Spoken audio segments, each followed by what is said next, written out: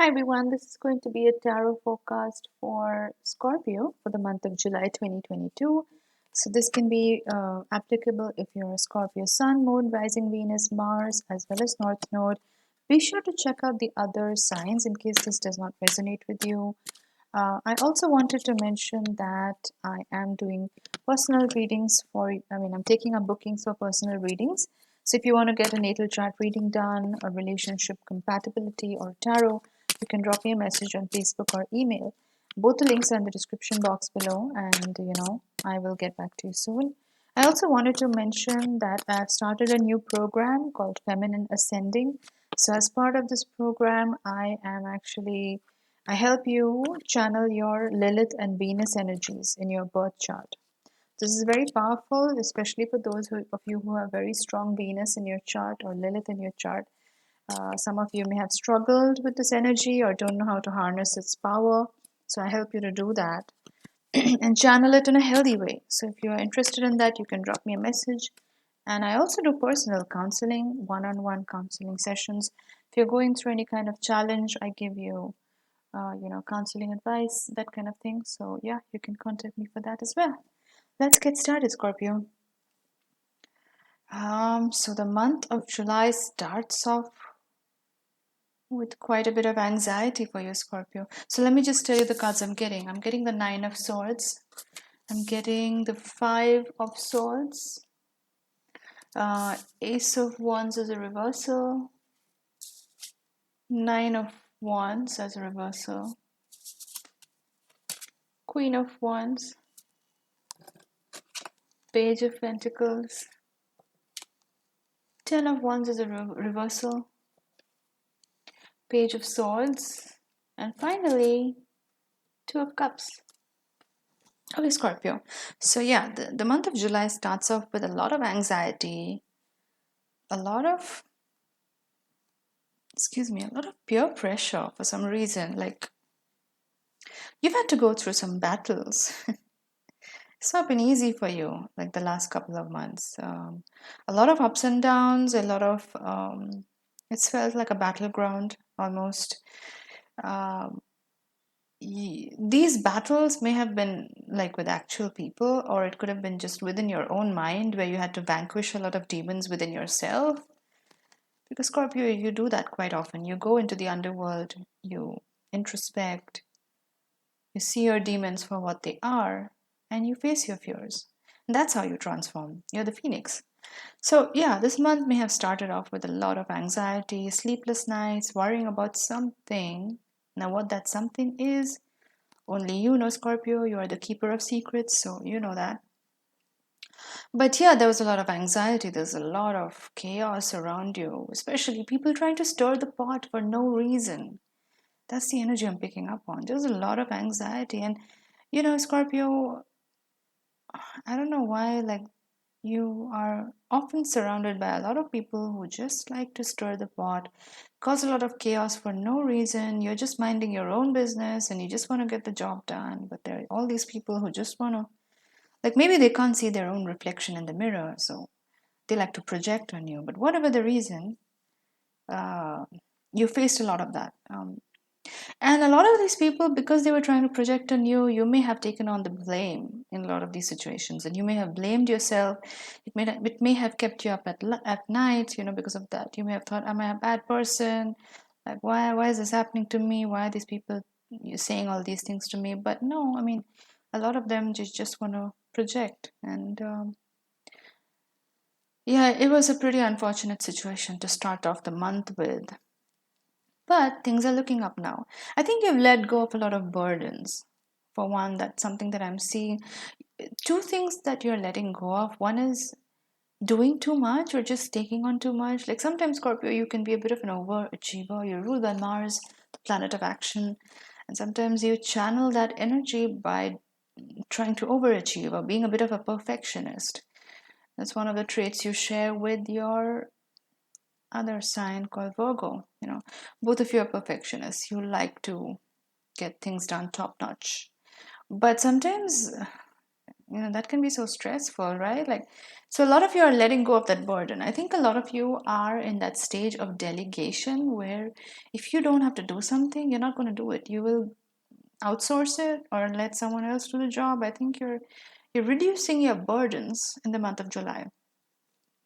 And one thing that is amazing is you're also letting down your guard quite a bit, because the Nine of Wands in the upright position is the energy of anxiety and defensiveness and guardedness. It's very cagey energy.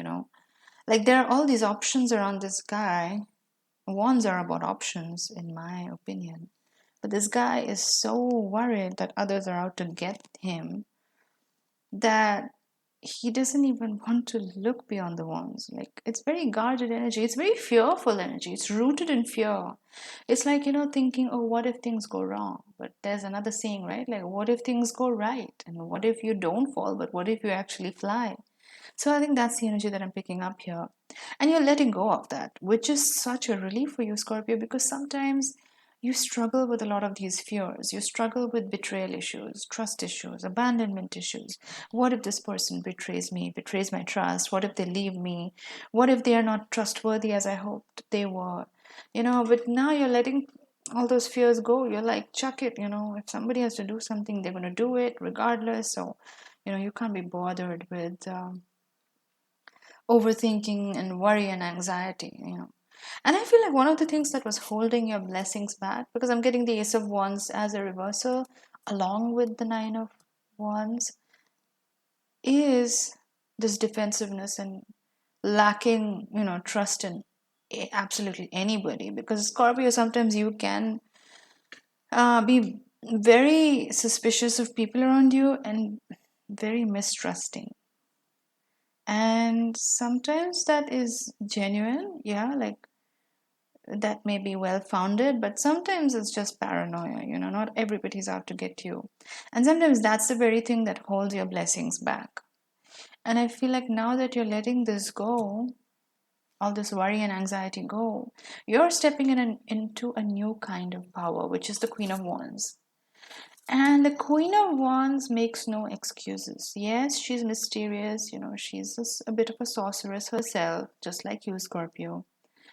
She but she is also a go-getter in the best possible way. Like, she does not make excuses for herself, and she does not make excuses for other people. She's like, yes, I'm mysterious, yes, I'm all this, but I also know how to balance my yin and yang, my masculine feminine energies. And she knows when to let her guard down, and she knows when to keep her defenses up. And I feel like that's a great balance to have for you, Scorpio. Like, sometimes, Scorpio, you are a sign of extremes. You can go overboard, you know. You can have a bit of an excessive behavior towards some things sometimes.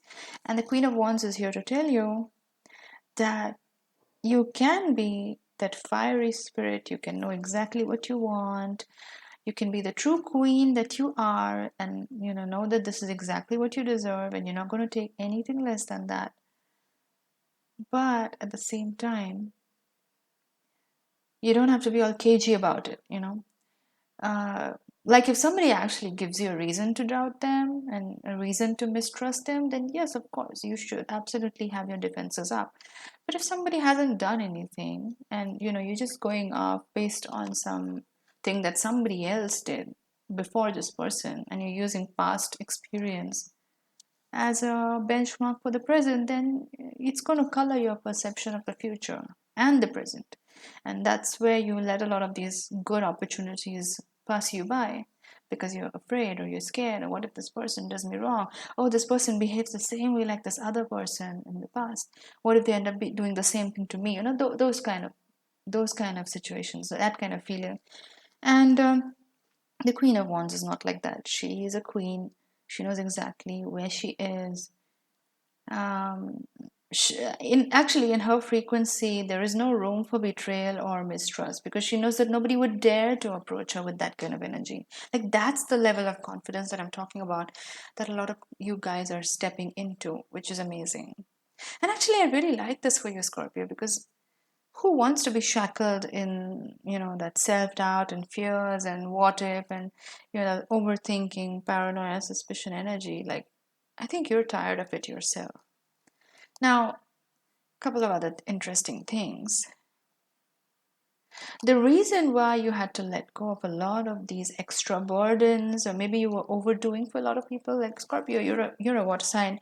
You're very, very caring for the people that you love. You love to protect them, you love to nurture them. But I feel like you were taking on too much, like whether at the job, whether at the family, you just had too many responsibilities. Or maybe you were not a natural delegator. Maybe you just were so used to doing everything by yourself that, that just became the norm. But I feel like the reason you were kind of forced to letting a lot of these things go is these two pages that I see hovering alongside, like the Page of Pentacles and the Page of Swords. The Page of Pentacles is, what I'm sensing? Like these two pages represent people who may have come with a lot of promise to you, like they're going to deliver on something, or like they overpromised to deliver on something, but then when the time came, they actually didn't really, um, you know, they didn't measure up to their word. And I feel like you're kind of done with that kind of energy. And I think that's what you're letting go of. Like you're setting very high standards for yourself. And I think that what you're really letting go of, more than the responsibilities, like for sure, if you've been doing too much, then of course you should let go of anything that's stressing you out. But I feel like what you're really letting go of is kind of this energy of mediocrity, if that makes sense. No shade, but like a lot of people, um, they just are mediocre. Like they don't stand true to their word, and they don't stand true to their word to themselves. Forget about the promises they make to other people. So, that's just secondary. But these are the kind of people who don't even take themselves seriously. So, how could you?